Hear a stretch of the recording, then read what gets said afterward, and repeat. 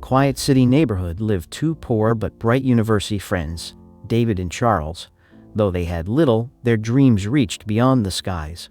During one school vacation, they decided to travel far into the countryside to explore a local village and escape the routine of academic life. But what they found in that village changed everything. As they strolled through the village paths, they were surprised to see everyone, men, women, children, walking barefoot. Some were heading to the farms, others to fetch water from the stream.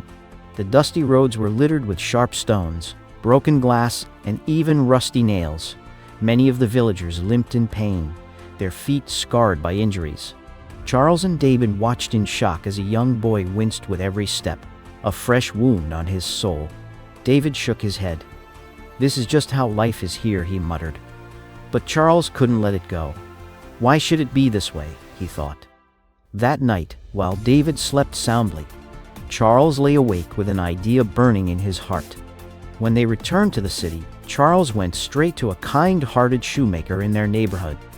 He told him, "I have no money, but I have a vision.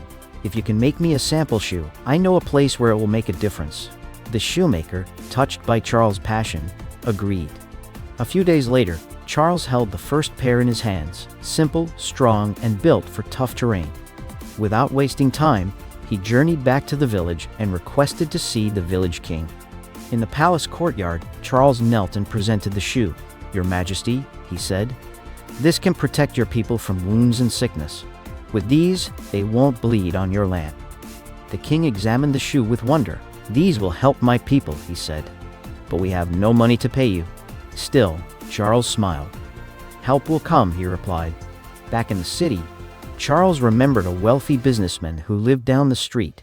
He knocked on the gate, heart pounding. When the man welcomed him in, Charles spoke with boldness. "Sir, I want to start a shoe business to help a village. I only need 1,000. I will repay you with profit, 1,500 in total. Just give me this chance." The businessman, impressed by his courage and sincerity, gave him the money. Charles returned to the shoemaker and ordered 30 pairs.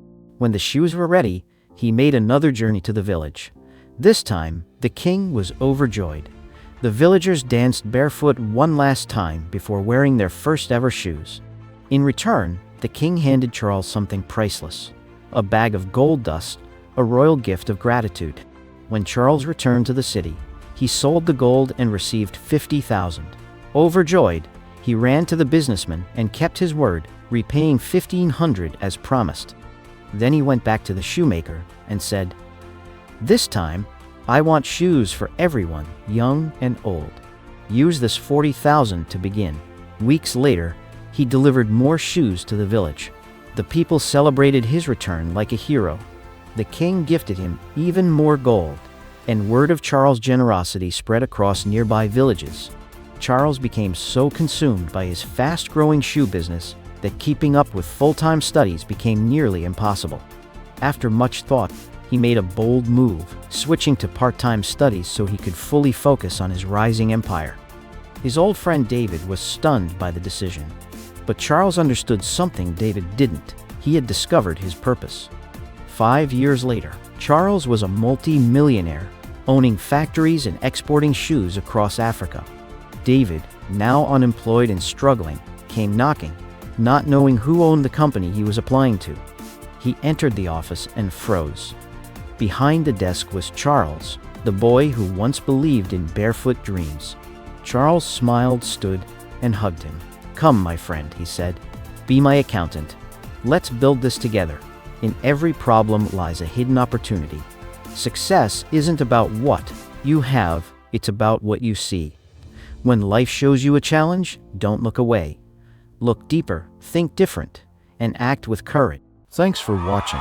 Don't forget to like and subscribe for more moral stories like this.